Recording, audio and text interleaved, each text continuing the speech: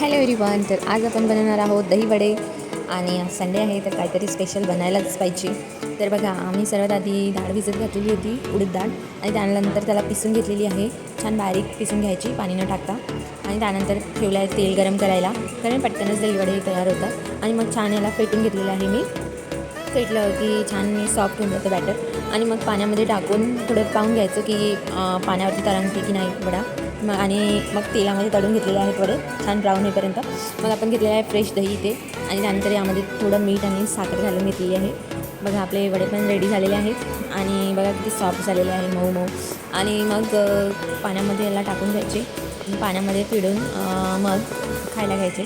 त्यामध्ये मी थोडा मसाला, चाट मसाला, तिखट आणि शेव, इमलीची चटणी आणि थोडं आपण सांबार वगैरे, कोथिंबीर वगैरे घालूया त्यामध्ये. बघा कसे झाले आहेत वडे, छान झाले.